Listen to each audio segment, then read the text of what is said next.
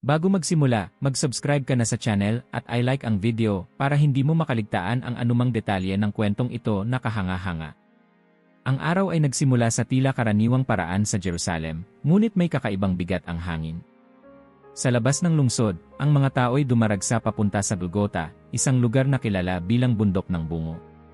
Ang araw ay hindi pa masyadong mataas, ngunit ang ingay ng mga sigawan at bulong-bulungan ay nagiging mas malakas habang papalapit ang mga tao sa lugar ng pagbitay. Si Elias, isang bata mula sa bayan, ay kasama ang kanyang ama. Wala pa siyang masyadong alam sa mga pangyayaring tulad nito, ngunit napansin niya ang takot at pagkamuhi sa mga mukha ng ibang naroroon. Sa gitna ng kumpulan, may tatlong lalaki na nakatayo, duguan, at halos hindi makalakad. Ang isa sa kanila, isang karpintero na ang pangalan ay Jesua, ay tila mas mahina sa iba.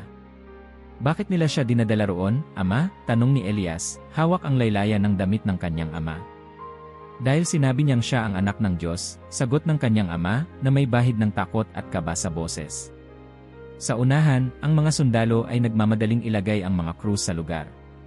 Sa gitna ng tatlo, ang kay Jesua ang pinakamataas, isang desisyon na sinadya upang higit siyang pagtawanan. Sa likod niya, ang mga leader ng relihiyon ay patuloy na nanunuya. Kung ikaw nga ang anak ng Diyos, bakit hindi mo iligtas ang iyong sarili? Sigaw ng isa, habang ang iba'y tumawa. Sa gitna ng mga sigawan, si Jesua ay nanatiling tahimik. Hindi siya nagsalita kahit isang salita ng galit o pagdepensa. Ang kanyang mukha ay puno ng sakit, ngunit may isang bagay na hindi maipaliwanag sa kanyang mga mata, isang kalmadong pagtanggap na tila higit pa sa karaniwang tao. Sa bawat hampas ng martilyo sa mga pako, ang mga nanonood ay napahinto. Ang mga sigaw ni Jesua ay hindi malakas, ngunit bawat unggol ay tila bumabagsak sa dibdib ng lahat ng naroroon. Ang mga sugat sa kanyang likod, dala ng mga latigo, ay bumuka pa habang itinaas ang kanyang krus. Nang tuluyang maayos ang kanyang posisyon, ibinaon ng sundalo ang isang palatandaan sa itaas ng krus na may nakasulat, Jesua ng Nazareth, Hari ng mga Hudyo. Isang babae ang lumuhod sa malapit, umiiyak ng buong lakas. Siya si Maria, ang ina ni Jesua. Hawak niya ang kamay ng isang lalaking nasa tabi niya, si Johan, isa sa mga pinakamalapit na tagasunod ni Jesua. Bakit nila ito ginagawa sa kanya, Johan? Tanong ni Maria, halos hindi makahinga sa pag-iyak. Dahil hindi nila naiintindihan kung sino siya, sagot ni Johan, pigil ang sariling luha. Pero alam kong hindi rito nagtatapos ang lahat. Makalipas ang ilang oras, habang ang araw ay papalapit sa kanyang tuktok, isang kakaibang dilim ang bumalot sa buong lugar. Tila nagbabala ang kalikasan sa bigat ng kasalanan ng mga tao.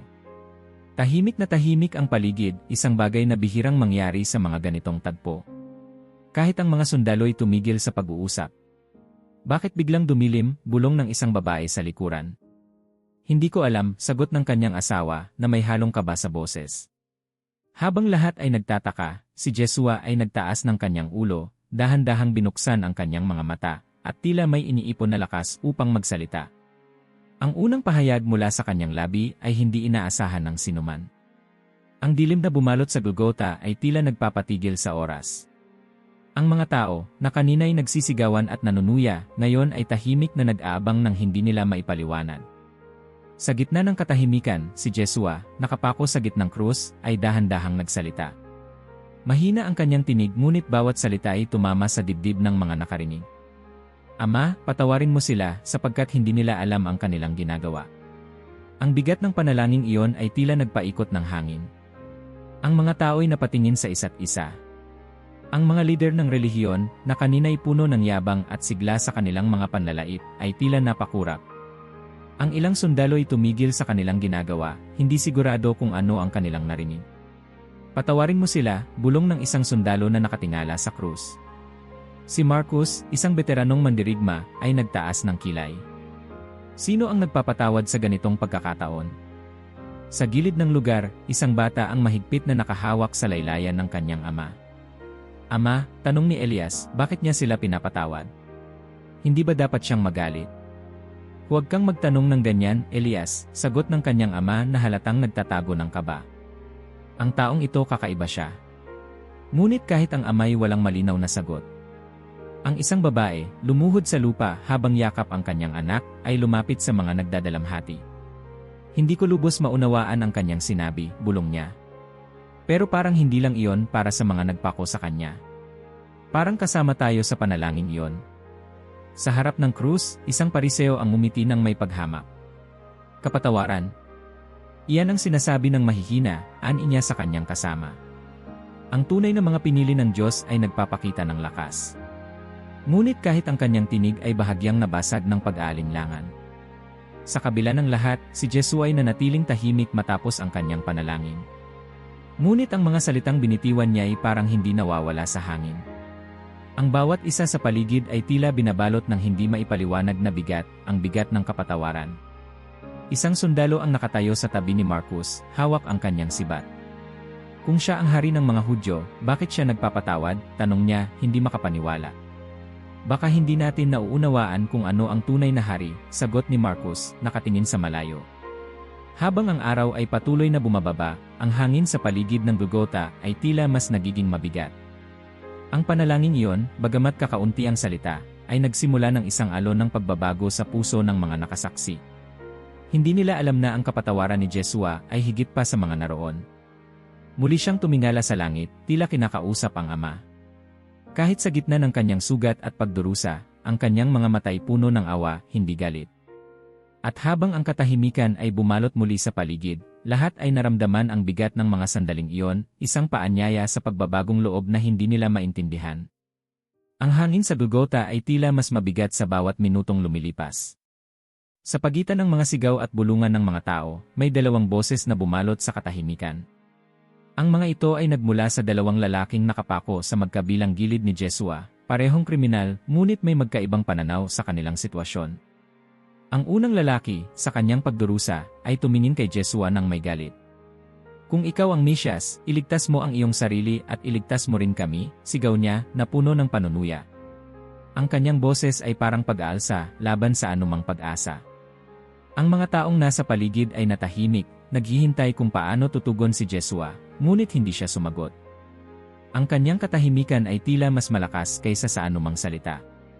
Ang pangalawang lalaki, na nasa kanan ni Jesua, ay tila hindi na makatiis sa sinabing iyon. Sa nanginginig na boses, sumaway siya sa kanyang kasamahan. Hindi ka ba natatakot sa Diyos, gayong parehong hatol ang ating natanggap? Tayo'y karapat-dapat sa ating parusa, dahil sa ating mga ginawa, ngunit ang taong ito, tumigil siya saglit, tumingin kay Jesua, at ipinagpatuloy ang kanyang sinabi. Siya'y walang kasalanan. Ang simpleng pahayag na iyon ay nagpatigil sa lahat. Ang paratang ng isang kriminal laban sa iba ay karaniwan, ngunit ang kanyang boses ay puno ng pagsisisi, hindi galit. Ang lalaki ay tumingin kay Jesua, ang kanyang mga mata ay puno ng pag-asa kahit sa bingit ng kamatayan. Jesua, anya, halos bulong na lamang, alalahanin mo ako kapag pumasok ka sa iyong kaharian. Sa sandaling iyon, si Jesua, na kanina'y tahimik sa gitna ng mga insulto, ay nagtaas ng kanyang ulo at tumingin sa lalaki. Sa gitna ng sakit na dala ng mga pako sa kanyang katawan, nagsalita siya. Tunay kong sinasabi sa iyo, ngayon ay makakasama kita sa paraiso. Ang sagot ni Jesua ay tulad ng pagpatak ng ulan sa tigang na lupa. Ang mga nakarinig nito ay tila hindi makapaniwala. Ang paraiso. Paano yun posible para sa isang taong tulad ng kriminal na ito? Ang tanong na iyon ay nasa isipan ng mga manonood. Sa isang gilid, si Maria ay muling napatingin kay Yohan, na tila naghahanap ng sagot. Paano siya nagbigay ng pangakong iyon? Bulong ni Maria, ang kanyang mga mata ay puno ng luha.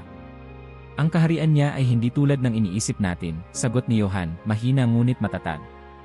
Siya ang pintuan ng kaligtasan, para sa lahat, kahit para sa tulad ng kriminal na iyon. Samantala, ang mga sundalo ay nag-usap ng pabulong. Si Marcus, na kanina'y tahimik lamang, ay tila hindi mapakali. Narinig mo ba yon? Tanong niya kay Julius, ang kanyang kabaro. Narinig ko, sagot ni Julius, ngunit tila ayaw niyang pag-usapan ito. Isa lang siyang lalaki na naghihinalo. Wala namang kahulugan ang sinasabi niya. Ngunit ang sinabi niya ay tila totoo, ani Marcus. Parang naniniwala siya talaga na makikita niya ang lalaking iyon sa paraiso.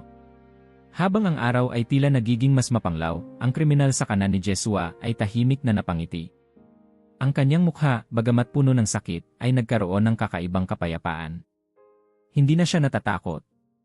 Sa kanyang puso, alam niyang natagpuan niya ang kaligtasan, hindi dahil karapat-dapat siya, kundi dahil sa awa ni Jesua. Sa kabilang banda, ang kriminal sa kaliwa ay muling nagsalita, ngayon ay may halong galit at pagkabigo. Paraiso. Isang kahangalan. Ngunit ang kanyang mga salita ay naglaho sa hangin, tila walang sinumang nais makinig. Ang mga nakapaligid sa krus ay nanatiling tahimik, bawat isa'y nag-iisip tungkol sa kanilang narinig. Ang mga salitang binitiwan ni Jesua ay parang panibagong liwanag na sumilay sa gitna ng dilim. Ang kanyang pangako ng paraiso ay hindi lamang para sa kriminal, kundi isang pahiwatig ng pag-asa para sa lahat ng naroroon. Habang ang oras ay lumilipas, ang hangin sa paligid ay nagbago. Ang katahimikan ng Golgotha ay tila nagbigay daan sa isang mas malalim na tanong na bumalot sa puso ng bawat isa. Paano makakamit ang isang kaharian tulad ng sinasabi ni Jesua? Ang araw ay nagiging mas mabigat sa bawat lumilipas na minuto, habang ang sigawan ng mga tao at panunuya ay nagiging mas nakakapagod pakinggan. Sa gitna ng tanawin, si Jesua, na nakapako sa gitnang krus, ay tila pinaglalaruan ng hangin na nagdadala ng kanyang mahihinang ungol sa mga nakapaligid. Si Maria ay nakaluhod malapit sa krus, hawak ang kanyang sarili upang pigilan ang mga luha, ngunit ang kanyang mukha ay halata ang matinding sakit. Sa tabi niya si Johan, tahimik ngunit mahigpit ang pagkakahawak sa balikat ng ina ni Jesua, na parang siya mismo'y nahihirapan ding tumayo. Habang dumadaan ang oras, walang humpay ang panunuya mula sa mga leader ng relihiyon. Isa sa kanila ang lumapit pa, itinaas ang kamay at tumawa. Kung siya nga ang anak ng Diyos, bakit hindi siya bumaba mula sa krus at iligtas ang kanyang sarili? Baka naman hindi siya talaga Mesias tulad ng kanyang sinasabi. Ang ganitong mga salita ay nagiging parang matutulis na pako para kay Maria. Sinubukan niyang hindi tumingin sa kanila, ngunit hindi niya napigilang marinig ang bawat boses na nagtutuligsa sa kanyang anak. Nang umangat ang ulo ni Jesua mula sa kanyang nakayukong posisyon, ang kanyang mga mata ay tumingin kay Maria at kay Johan. Ang kanyang mukha, bagamat puno ng sakit, ay naglabas ng isang ekspresyon ng pag-ibig at malasakit. Babae, narito ang iyong anak, ang mahinang wika ni Jesua, ngunit sapat na upang marinig nina Maria at Johan. Hindi makapagsalita si Maria sa sobrang damdamin. Napatingin siya kay Johan, na halatang nagulat din sa mga salitang binitiwan ni Jesua. Ang mga tao sa paligid ay tila naghintay ng susunod na mangyayari. Narito ang iyong ina, dagdag ni Jesua, habang ang kanyang tingin ay pumasa kay Johan. Ang mga salita niya ay parang isang utos na puno ng tiwala at pagmamalasakit. Napalunok si Johan, ngunit tumingin siya kay Maria nang may bagong resolusyon sa kanyang mga mata. Maria, mahinang sabi ni Johan habang iniabot ang kanyang kamay sa babae. Ako na ang bahala. Gagawin ko ang iniutos niya. Si Maria, bagamat nanginginig, ay tumango at hinawakan ang kamay ni Johan. Ang kanilang pagkakahawak ay hindi lamang isa para sa pag-aalala, kundi isa ring pagtanggap ng bagong layunin sa gitna ng kanilang pagdurusa. Sa kabila ng kanilang paghihinagpis, isang kakaibang kapayapaan ang bumalot sa kanila mula sa mga salitang iyon. Habang ang lahat ng ito'y nagaganap, ang mga tao sa paligid ay nagpatuloy sa pagmamasid. May ilan na muling nagsimulang magtanong sa kanilang sarili kung sino nga ba talaga si Jesua. Ang mga sundalo, na kanina'y abala sa kanilang mga tungkulin, ay tahimik na nag-usap. Bakit siya nag-aalala pa para sa iba? Nasa kalagayan siya na dapat ay iniisip ang sarili niya, sabi ni Marcus, isa sa mga veteranong sundalo. Siguro kasi hindi siya tulad natin, sagot ni Julius, na tila nagdadalawang isip kung dapat pa niyang sabihin ang mga salitang iyon. Hindi nila alam, ngunit ang bawat salitang binitiwan ni Jesua ay patuloy na umaabot sa puso ng mga naroroon. Ang pagmamalasakit na iyon ay nagbukas ng isang pintuan sa kaisipan ng marami, isang paanyaya na kahit sa gitna ng sakit at pagkatalo, ang pag-ibig ay maaaring manaig. Habang bumababa ang araw, ang paligid ng Golgotha ay nagiging mas tahimik. Ang hangin ay nagdadala pa rin ng amoy ng dugo at pawis, ngunit tila may dalang kakaibang kagalakan. Si Johan at Maria ay nanatiling magkatabi, parehong nagdadala ng bagong pananagutan na iniwan ni Jesua. Ang krus na naging simbolo ng kamatayan ay unti-unting nagiging tanda ng pag-asa. Ang langit ay nagdilim ng biglaan sa kabila ng kalagitnaan ng araw. Ang liwanag ng araw na kanina'y nakababad sa lahat ng bagay ay naglaho na parang may isang tabing na bumalot sa buong paligid.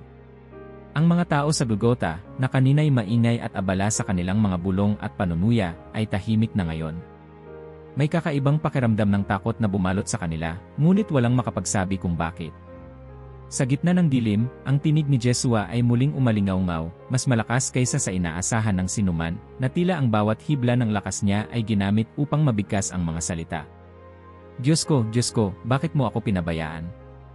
Ang sigaw ay tila umabot sa pinakamalayong sulok ng kalangitan at tumama sa mga puso ng bawat nakarinig. Ang mga nakapaligid sa krus ay tila napako sa kanilang kinatatayuan. Walang nagsalita.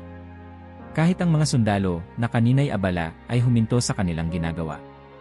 Si Maria, na nananatiling nakaluhod sa ilalim ng krus, ay nahulog sa yakap ni Johan, na hawak siya upang hindi siya tuluyang bumagsak. Bakit siya iniwan, bulong niya, halos hindi marinig. Ang tanong na iyon ay tila sumasalamin sa tanong ng lahat ng naroroon. Ang mga lider ng relihiyon, na kanina'y puno ng yabang, ay tila nabawasan ang kumpiyansa. Isa sa kanila ang tumingin sa langit na parang nagtataka kung ano ang nangyayari. Ang dilim na ito ba'y tanda ng galit ng Diyos? Tanong niya sa kanyang kasamahan, ngunit walang sagot na dumating. Sa isang gilid, si Marcus, ang veteranong sundalo, ay tumingin kay Jesua na may halong pag-aalala at pagtataka. Narinig mo ba yon? Tanong niya kay Julius na tumango lamang. Ang sigaw na yon, sagot ni Julius na parang napipilitan. Parang hindi siya galit kundi puno ng sakit. Ngunit paano maaaring iwan siya ng Diyos kung siya nga ang sinasabi niyang anak? Sagot ni Marcus, na halatang hindi na maipaliwanag ang kanyang nararamdaman. Ang isang babae sa gilid ng pulutong ay bumulong sa kanyang asawa. Ang sinabi niya parang bahagi ng isang awit. Hindi ba't narinig ko na yon sa mga banal na kasulatan? Sagot ng lalaki na bahagyang nanginginig. Ito'y bahagi ng awit. Ngunit bakit niya ito sinasabi ngayon sa ganitong sandali? Habang pinag-uusapan ito ng ilan, si Jesua ay nanatiling tahimik muli. Ang kanyang mga mata ay nakapikit, tila nagmumuni-muni sa isang bagay na hindi maabot ng isipan ng mga tao sa paligid. Ngunit ang kanyang sigaw ay patuloy na umaalingaw-ngaw sa isipan ng bawat isa. Ang tanong na yon, bakit mo ako pinabayaan? Ay tila humihingi ng sagot hindi lamang mula sa Diyos, kundi mula rin sa kanilang lahat. Si Johan, na naroon pa rin sa tabi ni Maria, ay tumingin kay Jesua nang may luha sa kanyang mga mata. Hindi siya iniwan, bulong niya, parang sinasabi iyon sa kanyang sarili kasing dami ng para kay Maria. Alam kong hindi siya iniwan. Ngunit bakit niya ito sinabi? Tanong ni Maria, na pilit inuunawa ang mga nangyayari. Hindi ba't siya ang Mesias?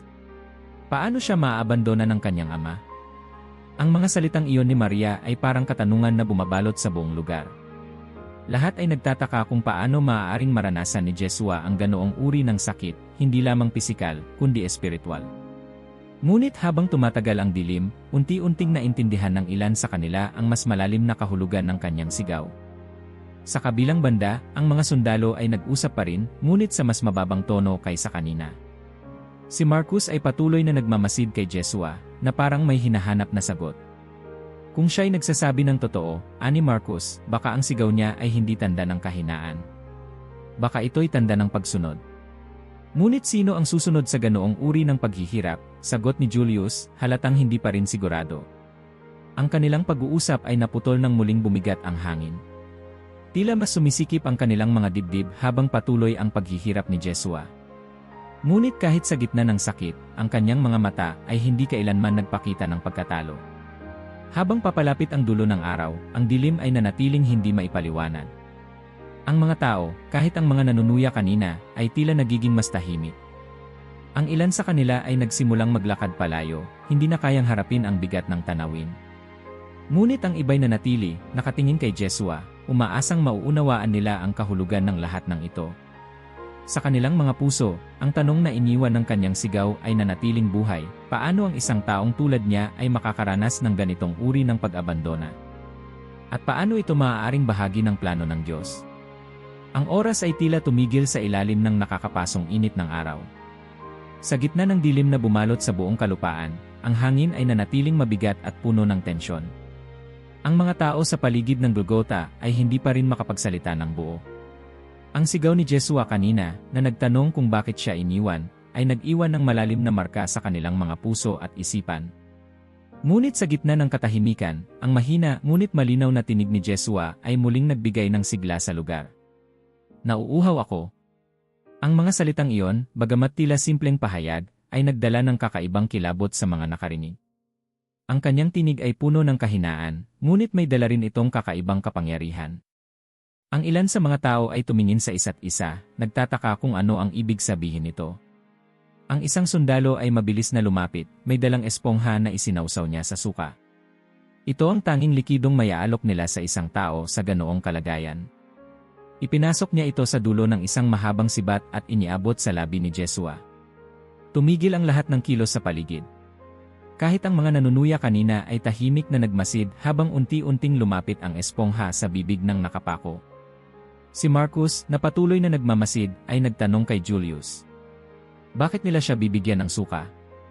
Hindi ba ito mas lalong magpapahirap sa kanya? Ganito ang ginagawa namin sa lahat, sagot ni Julius. Hindi ito para sa kanyang kaginhawaan. Ito'y para lalo niyang maramdaman ang kanyang pagkauhaw. Ang sagot na iyon ay nagbigay ng mas malalim na kirot sa puso ni Marcus. Napatingin siya sa mukha ni Jesua, na sa kabila ng sakit, ay tila nagtataglay ng kakaibang kapayapaan. Hindi niya maintindihan, ngunit ang kilos ni Jesua ay patuloy na humahawak sa kanyang atensyon. Habang tumatagal, si Maria, na nakaluhod pa rin sa ilalim ng krus, ay halos hindi na kayang panatilihin ang kanyang pag-upo. Sa tabi niya, si Johan ay nagsimulang magtanong. Bakit niya nasabi iyon, bulong niya? Bakit niya ipapahayag ang pagkauhaw kung alam niyang wala naman tayong magagawa para sa kanya? Siguro'y hindi tungkol sa pisikal na pagkauhaw lamang, sagot ni Maria, bagamat halatang nahihirapan siyang mag-isip. Baka ito'y tanda ng mas malalim na pagkauhaw, isang bagay na hindi natin lubos na nauunawaan. Ang kanilang usapan ay naputol nang biglang may dumagundong sa malayo. Ang lupa ay bahagyang yumanig, na parang ang buong kalikasan ay tumutugon sa bawat salitang sinasabi ni Jesua. Ang mga tao ay napatingin sa paligid, ang takot ay unti-unting lumalaganap sa kanilang mga mukha.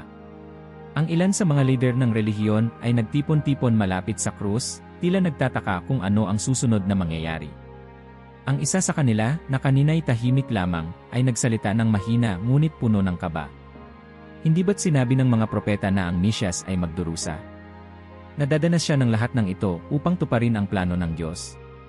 Imposible, sagot ng isa pang leader, na tila mas pinipilit ang sarili niyang paniniwala. Ang taong ito ay hindi Mesyas. Isa lamang siyang mapanlinlang. Kung siya nga ang Mesyas, bakit siya mauuhaw? Bakit siya nagdurusa ng ganito? Ngunit kahit ang kanyang boses ay tila nabawasan ng kumpiyansa. Ang bawat isa sa kanila ay tahimik na nag-aalala, kahit pa ayaw nilang aminin ito sa harap ng iba. Ang mga tao sa paligid ng krus ay patuloy na nag-isip. Ang pagkauhaw ni Jesua ay naging simbolo ng mas malalim na tanong sa kanilang mga puso. Ano ang tunay niyang hinihingi? Ano ang ibig sabihin ng kanyang pagkauhaw? Sa kanilang mga isipan, ang bawat salita niya ay nagdadala ng mensaheng tila higit pa sa kanilang kayang maabot. Sa kabila ng lahat ng ito, si Jesua ay muling nagpakita ng lakas. Ang kanyang ulo, na kanina'y nakayuko, ay bahagyang umangat. Ang kanyang mga mata ay tumingin sa malayo, tila may inaabot na hindi nakikita ng iba. Sa kabila ng sakit, ang kanyang mukha ay puno ng isang uri ng tapang na hindi maipaliwanag. Ang isang sundalo, na nagmasid mula sa gilid, ay lumapit kay Marcus. Hindi ko maintindihan, sabi niya. Paano siya makapagsasalita ng ganoon? Hindi ba't dapat wala na siyang lakas? Siguro, sagot ni Marcus, na tila lalong nalilito, may isang bagay na nagpapalakas sa kanya. Isang bagay na hindi natin nauunawaan. Ang kanilang pag-uusap ay natapos nang muling narinig ang mahihinang ungol ni Jesua. Ang araw ay tila bumigat pa, at ang bawat segundo ay parang isang oras para sa lahat ng naroroon. Ngunit sa kabila ng kanilang mga tanong at pag-aalinlangan, ang presensya ni Jesua ay nanatiling isang tanda ng kapangyarihan at awa. Habang ang dilim ay patuloy na bumabalot sa Golgota, ang pagkauhaw ni Jesua ay nagpaalala sa lahat ng naroroon ng kanilang sariling mga pagkukulang. Sa gitna ng kanilang panonood, unti-unting napagtanto ng ilan na ang kanyang mga salita ay hindi lamang para sa kanya, ito ay para sa kanila rin. Ang oras ay tila huminto. Sa ilalim ng madilim na langit at sa gitna ng bigat ng hangin, si Jesua, na kanina'y nahihirapan sa bawat paghinga, ay biglang nagtaas ng kanyang ulo.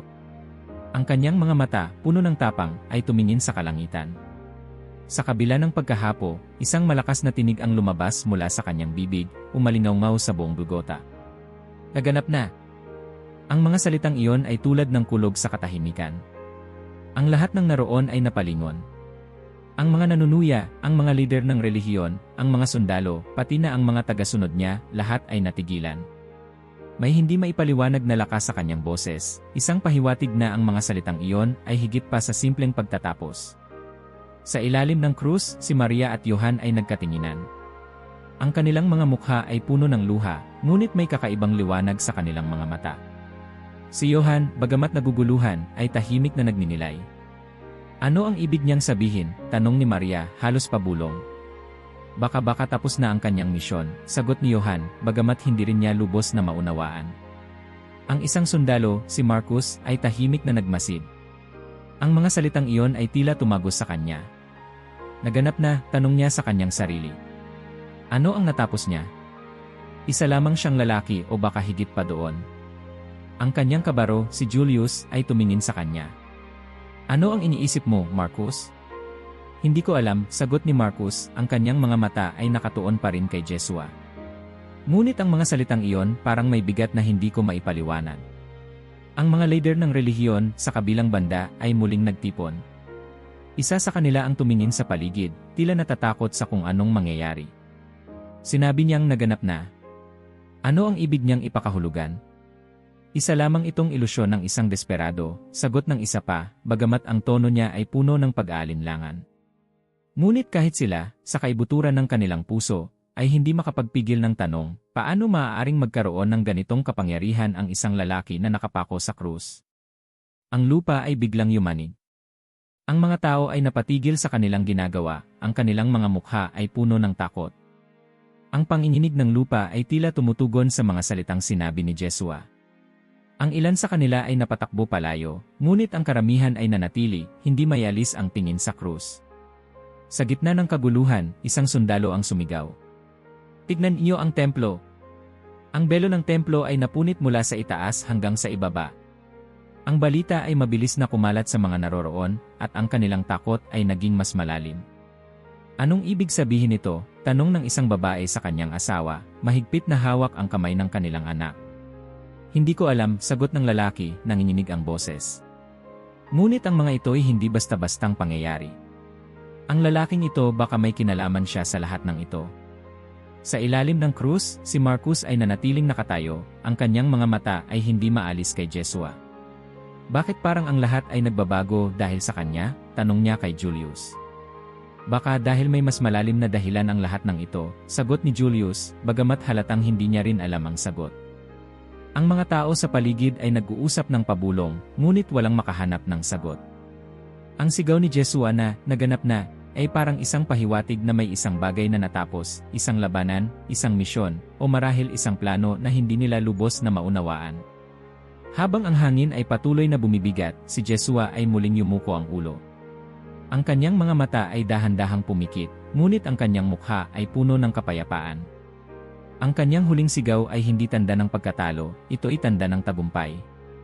Sa mga puso ng ilan, unti-unting sumibol ang pag-unawa. Si Johan, na tahimik na nakatingin kay Jesua, ay muling bumaling kay Maria. Hindi pa ito ang wakas, sabi niya, na tila nakakita ng liwanag sa gitna ng dilim. Alam ko, sagot ni Maria, na bagamat umiiyak, ay may liwanag sa kanyang mga mata. Ang paligid ng Golgotha ay nanatiling tahimik sa mga susunod na minuto, ngunit ang bigat ng mga salitang iyon, naganap na, ay patuloy na umaalingaw sa isipan ng bawat isa. Ang mga tao, kahit pa ang mga hindi naniniwala, ay hindi maalis ang pakiramdam na sila'y naging saksi sa isang bagay na higit pa sa kanilang kayang maunawaan. Ang lupa ay nanatiling nanginginig, at ang madilim na ulap sa kalangitan ay tila hindi maglalaho. Ang hangin ay puno ng takot at pagkabalisa. Ang mga tao sa paligid ng Golgotha ay tila hindi makagalaw, hinahabol ang kanilang mga hininga mula sa bigat ng mga nagaganap. Sa gitna ng lahat ng ito, si Jesua, na nakapako sa gitnang krus, ay muling nagtipon ng huling lakas. Ang kanyang mga mata ay bahagyang bumukas, nakatingin sa langit, na parang may nakikita siyang hindi kayang maabot ng iba. Sa bawat paghinga, ang sakit ay tila lalong lumalalim, ngunit hindi ito nakapagpatigil sa kanya. Sa huling pagkakataon, narinig ang kanyang tinig. Hindi na ito isang sigaw ng sakit, kundi isang deklarasyon ng pagtitiwala. Ama, sa iyong mga kamay inihahabilin ko ang aking espiritu. Ang kanyang mga salita ay parang isang alon na tumama sa puso ng bawat naroroon. Sa sandaling iyon, si Jesua ay yumuko ang ulo. Ang kanyang huling hininga ay puno ng kapayapaan, hindi ng takot o panghihinayang. Ang katahimikan na sumunod ay parang bumalot sa buong paligid, isang uri ng katahimikang hindi pa nararanasan ng sinuman. Sa ilalim ng krus, si Maria ay napahagulgol ng malakas, ang kanyang mga luha ay bumagsak sa lupa tulad ng ulan na naghuhugas ng dumi. Si Johan ay lumuhod sa tabi niya, hawak ang kanyang balikat habang ang kanyang sariling luha ay bumagsak din, ang kanilang mga puso ay puno ng sakit. Ngunit kasabay nito ay may kakaibang kapayapaan na parang naipasa mula kay Jesua sa kanyang huling mga salita. Natapos na siya, bulong ni Maria, halos hindi marinig sa kanyang pagitan ng mga paghikbi. Hindi, sagot ni Johan na tumingin din sa krus. Hindi ito ang wakas. Ito ang simula. Ang mga sundalo ay nanatiling nakatingin. Si Marcus, na kanina'y tahimik ngunit nagmamasid, ay muling tumingin kay Jesua. Ang kanyang mga mata ay puno ng emosyon na hindi niya maipaliwanag. Ang taong ito, bulong niya, hindi siya tulad ng iba. Bakit mo nasasabi iyan? Tanong ni Julius, na halatang nahihirapan ding unawain ang mga nangyayari. Dahil sa gitna ng kanyang kamatayan, may kapayapaang hindi ko pa nakita sa sinuman, sagot ni Marcus. Parang alam niyang ang lahat ng ito ay bahagi ng isang mas dakilang plano. Ang mga lider ng relihiyon, na kanina'y tila matatag sa kanilang paninindigan, ay nagkatinginan. Ang ilan sa kanila ay nagbulungan, na parang natatakot na harapin ang kanilang sariling mga tanong. Sinabi niyang ama. Sino ang tinutukoy niya? Tanong ng isa, ang kanyang boses ay puno ng pag-aalinlangan. Imposible, sagot ng isa pa, ngunit kahit siya'y hindi na sigurado. Kung siya'y anak ng Diyos, paano siya namatay? Ngunit ang kanilang mga sagot ay hindi nagdala ng kapanatagan. Sa halip, ang mga ito ay nagbukas ng mas maraming tanong. Ang panginginig ng lupa, ang punit na belo sa templo, at ang kakaibang katahimikan na bumalot sa lugar ay nagdala ng isang bigat na hindi nila maipaliwanag. Sa gilid ng pulutong, ang isang babae ay hawak ang kanyang anak habang tahimik na umiiyak. Mama, tanong ng bata, bakit siya namatay kung siya ang hari? Hindi ko alam, anak, sagot ng babae, na pilit iniintindi ang mga nangyayari. Ngunit sa kanyang kamatayan, parang may isang bagay na nabuhay. Ang mga salitang iyon, bagamat simpleng wika ng isang ina, ay tila naglalaman ng isang malalim na katotohanan. Ang bawat isa sa paligid ng krus ay naramdaman ang bigat ng mga kaganapan. Hindi lamang ito tungkol sa kamatayan ni Jesua, kundi tungkol sa kung ano ang iniwan niya sa kanilang mga puso. Habang lumilipas ang oras, ang ilan sa mga tao ay nagsimulang maghiwa-hiwalay, ngunit ang kanilang mga mukha ay puno ng tanong at pagninilay. Ang ilan ay tumingin pa rin sa krus, na parang umaasang makikita nila ang sagot sa kanilang mga tanong. Ang isang senturyon, na tahimik lamang sa buong oras, ay biglang nagsalita, ang kanyang tinig ay puno ng emosyon. Tunay ngang ang taong ito ay anak ng Diyos, sabi niya, habang ang kanyang mga mata ay puno ng luha. Ang kanyang deklarasyon ay narinig ng lahat, ngunit walang tumutol. Kahit ang mga lider ng relihiyon, na kanina'y puno ng yabang, ay tahimik na lamang. Sa kanilang mga puso, alam nila na ang mga kaganapan ay higit pa sa kanilang kayang unawain. Ang hangin ay tila mas magaan nang sumapit ang hapon, ngunit ang bigat ng mga naganap ay nanatili sa puso ng bawat isa. Si Johan at Maria, bagamat puno ng lungkot, ay tumayo mula sa kanilang pagkakaluhod. Tumalikod sila sa krus, ngunit ang kanilang mga puso ay puno ng bagong pag-asa. Ang paligid ng Golgotha ay muling naging tahimik, ngunit ang mga kaganapan ng araw na iyon ay hindi kailanman mawawala sa isipan ng mga naroroon. Ang huling pagsuko ni Jesua ay isang deklarasyon ng kanyang tagumpay, isang paalala na sa gitna ng kamatayan ay mayroong buhay na walang hanggan. Ang araw ay nagbabadya ng lumubog, ngunit ang bigat ng mga naganap ay nanatili sa hangin. Ang mga taong naroroon sa Golgotha ay unti-unti nang nagkakahiwa-hiwalay, ngunit ang kanilang mga mukha ay nagdadala ng parehong tanong, ano ang kahulugan ng lahat ng ito? Ang dilim na bumalot sa kalangitan ay tila hindi pa rin lumilipas, parang isang paalala na ang kaganapan ay higit pa sa isang simpleng kamatayan. Si Marcus, ang veteranong sundalo, ay nanatili sa kanyang lugar, nakatingin pa rin sa krus kung saan nakapako si Jesua. Ang kanyang kabaro na si Julius ay nasa tabi niya, ngunit halatang hindi na ito mapakali. Kailangan na nating bumalik, wika ni Julius, habang minamasdan ang mga tao na naglalakad palayo. Bakit hindi mo kayang alisin ang iyong tingin sa kanya? Tanong ni Marcus, na halatang iniisip pa rin ang huling mga salita ni Jesua. Hindi ko alam, sagot ni Marcus, na parang kinakausap ang kanyang sarili. Ngunit may isang bagay sa lalaking ito, isang bagay na hindi ko pa nakita sa sinuman. Si Julius ay natahimik, ngunit sa loob-loob niya, alam niyang may katotohanan sa sinasabi ni Marcus. Kanina lamang, ang kanilang trabaho ay tila isang normal na araw lamang ng pagpapako sa krus, isang gawain na kanilang ginagawa ng walang emosyon. Ngunit ngayong araw, ang lahat ng iyon ay nagbago. Sa ilalim ng krus, si Maria at si Johan ay nananatiling tahimik. Hindi sila umaalis, kahit na karamihan sa mga tao ay umalis na. Sa kanilang mga puso, ang bigat ng pagkawala ay parang alon na hindi tumitigil. Si Maria, bagamat malakas ang loob sa mga nakaraang oras, ay biglang bumagsak sa lupa, hawak ang dibdib na parang may piraso ng kanyang kaluluwa ang nawala. Hindi ito ang dapat mangyari, wika niya, ang kanyang boses ay puno ng sakit. Ang anak ko, bakit kailangan niyang mamatay ng ganito? Si Johan ay yumuko, inilapit ang kanyang kamay sa balikat ni Maria. Hindi ko kayang sagutin ang tanong mo, Maria. Ngunit sinabi niya na ito ang kanyang misyon. At alam kong may mas malalim na layunin ang lahat ng ito. Habang sila'y nag-uusap, isang lalaking nakasuot ng mahabang balabal ang lumapit. Si Jose ng Arimatea, isang tagasunod ni Jesua, ngunit tahimik lamang sa karamihan ng mga pagkakataon, ay nagpakita ng tapang na hindi pa nakikita sa kanya noon. Maria, Johan, wika niya, ako ang bahala sa katawan ni Jesua. Hiningi ko na kay Pilato ang pahintulot upang mailibing siya ng maayos. Ang mga mata ni Maria ay puno ng luha habang tumingin siya kay Jose. Salamat, sagot niya, ang kanyang boses ay mahina ngunit puno ng pasasalamat. Ang grupo ay tahimik na nagsimula sa kanilang gawain. Ang mga sundalo, na kanina lamang ay abala sa pag-secure ng lugar, ay tahimik na lamang nanonood. Si Marcus, na patuloy pa ring nagmamasid, ay nakaramdam ng kakaibang respeto sa mga taong ito. Ang katawan ni Jesua ay dahan-dahang ibinaba mula sa krus. Ang bawat galaw ay parang ritual, puno ng respeto at pagdadalamhati. Si Maria ay nanatiling nakaluhod, tahimik na nagmamasid habang ang katawan ng kanyang anak ay nilinis at inihanda para sa paglilibing. Ang bawat sugat, ang bawat pako na binunot mula sa kanyang laman, ay parang muling bumubutas sa puso ng kanyang ina. Habang ginagawa ito, si Johan ay tahimik na nanalangin.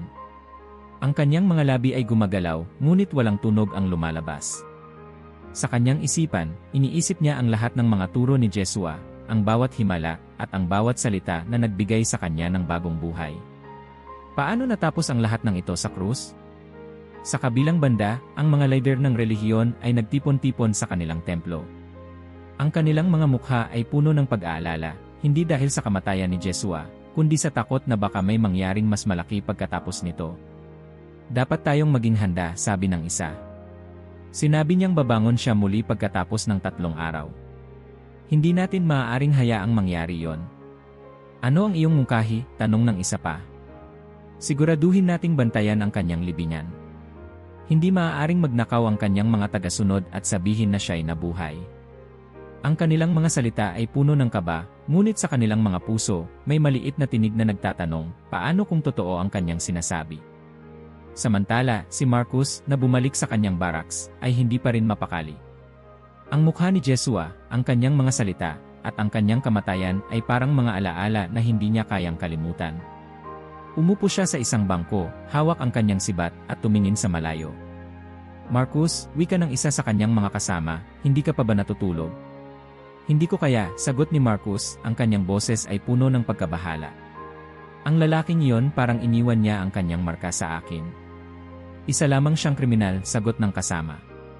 Hindi, ani Marcus. Hindi siya kriminal. Alam kong may higit pa sa kanya.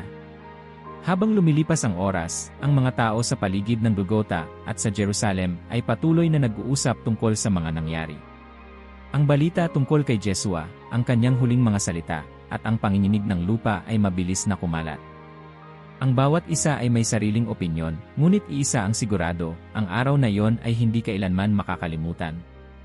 Si Maria, Johan, at Jose ay dumating sa lugar kung saan ililibing si Jesua. Ang isang bagong libingan, inukit sa bato, ay naging huling pahingahan ng katawan ng lalaking kanilang minahal. Sa bawat galaw, ang kanilang mga puso ay puno ng sakit ngunit may halong pag-asa. Nang tuluyang mailibing si Jesua, ang malaking bato ay itinulak upang takpan ang pasukan ng libingan. Tumayo si Johan sa tabi ni Maria habang si Jose ay tahimik na nanalangin. Ang paligid ay tahimik, ngunit ang kanilang mga puso ay alam na ang kwento ni Jesua ay hindi natatapos dito. Ang gabi ay tahimik, ngunit sa bawat sulok ng Jerusalem, ang bigat ng mga naganap sa Golgotha ay ramdam pa rin. Ang mga tao'y tahimik na nag-uusap tungkol sa pagbitay kay Jesua, ang dilim na bumalot sa kalangitan, at ang pagyanig ng lupa. Ang bawat isa ay may kani-kanyang kwento, ngunit lahat sila ay nagkakaisa sa isang pakiramdam, may nagbago. Si Maria at si Johan, pagkatapos ng mahabang araw ng pagdadalamhati, ay nananatili sa bahay ng isa sa kanilang mga kaibigan. Si Maria ay nakaupo sa isang sulok, nakatingin sa kawalan, habang si Johan ay tahimik na naghahanda ng simpleng pagkain para sa kanila. Sa kabila ng kanilang pagod, ang kanilang isipan ay hindi tumitigil sa pag-alala sa mga huling sandali ni Jesua. Hindi ko lubos maisip na tapos na ang lahat, wika ni Maria, halos pabulong. Tapos na ngunit hindi rin, sagot ni Johan, na pilit inuunawa ang kanyang sariling mga salita. Sinabi niya na babangon siya muli. Baka ito ang ating pag-asa. Samantala, sa libingan ni Jesua, ang mga bantay ay naglilibot sa paligid. Ang gabi ay mas malamig kaysa sa inaasahan nila, at ang katahimikan ay tila isang bigat na hindi nila maipaliwanag. Si Gaius, ang mas batang sundalo, ay tumingin sa kanyang kasama na si Lucius. Hindi ka ba kinakabahan? Tanong niya. Kinakabahan tungkol saan? Sagot ni Lucius, ngunit halatang siya rin ay hindi mapakali. Sa lahat ng nangyari, patuloy ni Gaius. Ang dilim, ang lupa na yumanig, at ang taong iyon parang hindi normal. Ginagawa lang natin ang ating tungkulin, sagot ni Lucius, na halatang pilit tinatago ang kanyang sariling pag-aalinlangan. Ngunit kahit ang kanilang mga salita, ay hindi kayang itago ang takot na bumalot sa kanila. Ang kanilang mga mata ay paulit-ulit na tumitingin sa malaking batong nakatakip sa libingan, na parang inaasahan nilang may mangyayari anumang sandali. Sa kabilang banda, ang mga lider ng relihiyon ay abala sa kanilang sariling mga plano.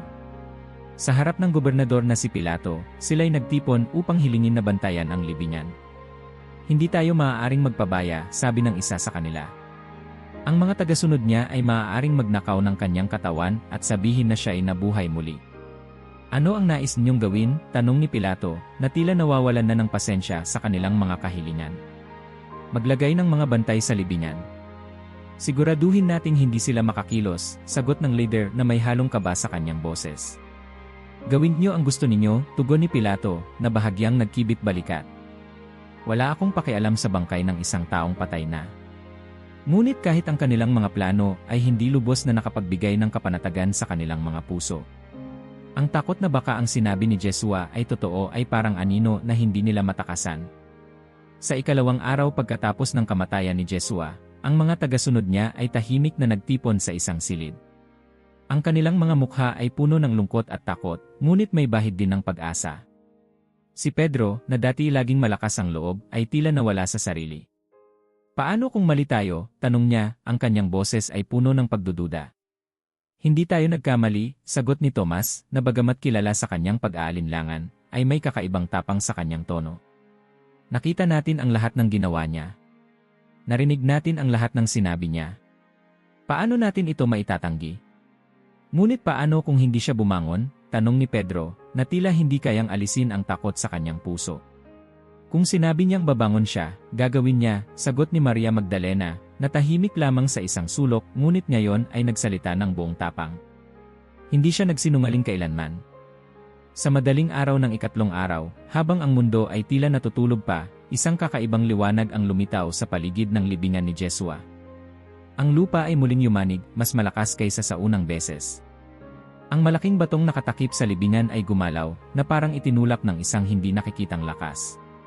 Ang dalawang bantay, sina Gaius at Lucius, ay napatakbo palayo, ang kanilang mga mukha ay puno ng takot. Hindi nila maipaliwanag ang kanilang nakita, ngunit ang kanilang mga puso ay nagsisigaw ng isang bagay, ito ay hindi gawa ng tao. Sa loob ng libingan, ang katawan ni Jesua ay wala na. Ang mga telang ginamit upang balutin ang kanyang katawan ay maayos na nakatiklop, na parang iniwang may paggalang. Ilang sandali pa, ang mga kababaihan, na maagang pumunta sa libingan upang magdala ng pabango, ay natigilan sa kanilang paglalakad. Ang bato na dapat nakatakip sa pasukan ng libingan ay wala na sa lugar nito. Ang kanilang mga puso ay bumilis ang tibok, ngunit nagpatuloy sila sa pagpasok. Sa loob, isang anghel ang nakatayo, ang kanyang mukha ay nagniningning tulad ng araw. Bakit niyo hinahanap ang buhay sa gitna ng mga patay? Tanong ng anghel. Wala siya rito. Siya'y muling nabuhay, tulad ng kanyang sinabi. Ang mga kababaihan ay napaluhod, ang kanilang mga mukha ay puno ng pagkamangha at tuwa. Bumangon siya, tanong ni Maria Magdalena, halos hindi makapaniwala. Pumunta kayo sa kanyang mga alagad, sagot ng anghel. Sabihin niyo sa kanila ang inyong nakita. Siya'y mauuna sa inyo sa Galilea. Ang mga kababaihan ay mabilis na tumakbo, puno ng kagalakan at kaba. Nang dumating sila sa lugar kung nasaan ang mga alagad, ang kanilang mga salita ay parang tubig na bumaha sa kanilang mga tenga. Wala siya sa libingan, sigaw ni Maria Magdalena. Bumangon siya, tulad ng kanyang sinabi. Ngunit hindi lahat ay naniwala agad. Si Tomas, na laging mapanuri, ay tumayo at tumingin sa kanila. Paano ninyo nasabi? Nakita ba ninyo siya mismo? Hindi namin siya nakita, sagot ni Maria, ngunit ang anghel na naroon ang nagsabi sa amin. At ang kanyang katawan ay wala na sa libingan. Hindi ako maniniwala hanggat hindi ko siya nakikita, sagot ni Tomas, ang kanyang boses ay puno ng pag-aalinlangan. Si Pedro, na hindi na kayang pigilan ang sarili, ay tumakbo papunta sa libingan. Ang kanyang puso ay puno ng kaba at pag-asa. Nang marating niya ito, nakita niya ang lahat ng sinabi ng mga kababaihan. Ang libingan ay walang laman, at ang mga telang ginamit upang balutin si Jesua ay maayos na nakatiklop. Panginoon, bulong ni Pedro, habang ang kanyang mga luha ay bumagsak. Ang kanyang mga kamay ay nanginginig habang hinawakan niya ang mga tela, na parang hinahanap ang presensya ng kanyang guro. Habang kumakalat ang balita ng muling pagkabuhay ni Jesua, ang kanyang mga tagasunod ay nagsimulang magtipon ng may bagong lakas. Ang takot na kanilang naramdaman ay unti-unting napalitan ng kagalakan. Sa isang silid kung saan nagtipon ang 11 alagad, isang kakaibang presensya ang bumalot sa kanila. Sa gitna ng kanilang pag-uusap, biglang lumitaw si Jesua, ang kanyang mukha ay puno ng liwanag. Kapayapaan ang sumainyo, wika niya, ang kanyang boses ay puno ng pagmamahal. Ang mga alagad ay napatigil, ang kanilang mga mata ay puno ng luha at pagkamangha. Si Tomas, na kanina'y nag-aalinlangan, ay lumapit kay Jesua. Panginoon, wika niya, ikaw ba ito talaga? Ilapit mo ang iyong kamay, sagot ni Jesua. Hawakan mo ang aking mga sugat. Nang gawin ito ni Tomas, ang kanyang mga mata ay napuno ng luha. Panginoon ko at Diyos ko, wika niya, na lumuhod sa harap ni Jesua.